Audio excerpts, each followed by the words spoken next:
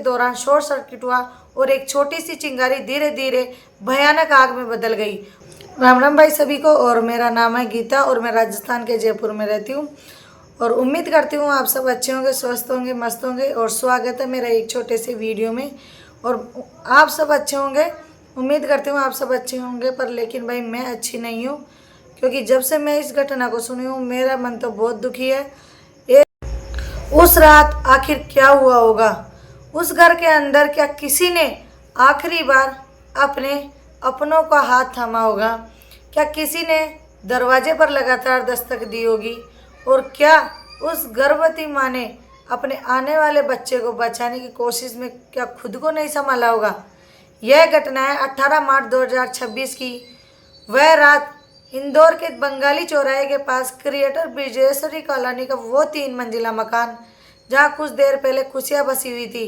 रबड़ कारोबारी मनोज का घर हंसी खुशी और बातचीत में था और रिश्तों की गर्माहट भरी हुई थी। उनके साथ घर में और अन्य परिजन भी मौजूद थे।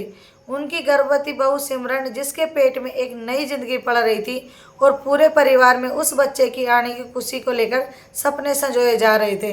लेकिन रात ने अचानक अपना रूप बदल लिया और करीब 3:30 बजे बाहर खड़ी टाटा ब्रांच इलेक्ट्रॉनिक कार में चार्ज के दौरान शॉर्ट सर्किट हुआ और एक छोटी सी चिंगारी धीरे धीरे भयानक आग में बदल गई। और आग ने पहले गेट को और फिर पूरे घर को गिरफ्त में लेना शुरू कर दिया।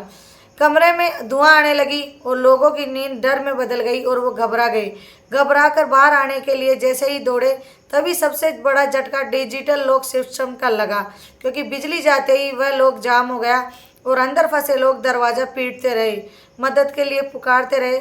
इसी बीच सिमरन, जिसने अपने परिवार के साथ अपने आने वाले बच्चों को भी खो दिया, एक ऐसा सपना था दुनिया में आने से पहले ही बुझ गया। उस आग ने 1 साल के मासूम को भी नहीं बख्शा। तभी गैस सिलेंडर के धमाकों ने आग को और भयानक रूप बना दिया और घर कांप उठा। कुछ ही पलों में सब कुछ खत्म हो गया। सभी लोगों सहित उस मासूम बच्चे को जिंदगी आग में लेकर खाक हो गई। इस हादसे ने पूरे परिवार को उजाड़ दिया और पीछे छोड़ गया सिर्फ सन्नाटा, दर्द। यह सिर्फ हादसा नहीं है, ये चेतावनी है कि रात में इलेक्ट्रॉनिक वाहन चार्ज करते समय सुरक्षित और प्रमाणिक चार्ज सिस्टम का यूज करें और घर में ऐसे लॉक सिस्टम रखें जो मुश्किल परिस्थितियों में भी खुल सके, क्योंकि एक छोटी सी चूक हमारी पूरी दुनिया उजाड़ सकती है। एक साथ इतने लोग मरे और वो भी जल के, और इतने तड़प तड़प के आप अंदाज़ा नहीं लगा सकते उनका दुख का। भाई मैं भी अंदाज़ा नहीं लगा सकती, आप भी नहीं लगा सकते, क्योंकि जिसके ऊपर बीती है सबसे ज़्यादा दर्द उसी को होता है। हम सब अनुमान लगाने में ही इतना घबरा रहे हैं, तो सोचो उनके ऊपर क्या गुजरी होगी। पर लेकिन मैं यही बात कहूँगी कि आजकल जितने भी ये नए नए तरीके के सिस्टम चल रहे हैं, लॉक में हो चाहे गाड़ियों में हो, किसी भी चीज़ में हो, तो माना ये सिस्टम सही है, लेकिन इन नए नए तरीक़ों को यूज करते टाइम हमें हमारी सेफ्टी का भी विशेष ध्यान रखना चाहिए।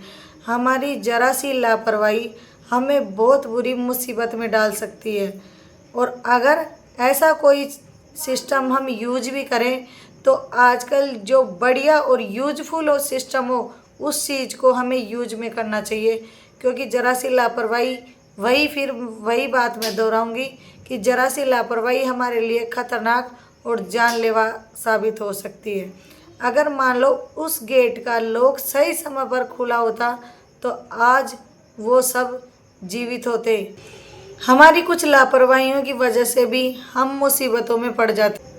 जब से इस घटना के बारे में सुनी हूँ, तभी से मेरा मन बहुत दुखी है और मैं सोच रही हूँ काश कोई भी हो ऐसा सिस्टम लगवाते समय कुछ और भी सिस्टम रखें, ताकि अगर हम किसी भी मुसीबत में पड़े तो एक नहीं दोबारा दूसरा रास्ता हमारे लिए तैयार रहे, ताकि हम ये वाला रास्ता ना अपना के, अगर हम उस रास्ते से नहीं निकल पाएँ तो हमारे लिए दूसरा रास्ता होना चाहिए, ताकि हम उस रास्ते से निकलकर अपने को सुरक्षित रख सके, हमारे अपनों को सुरक्षित बचा सके।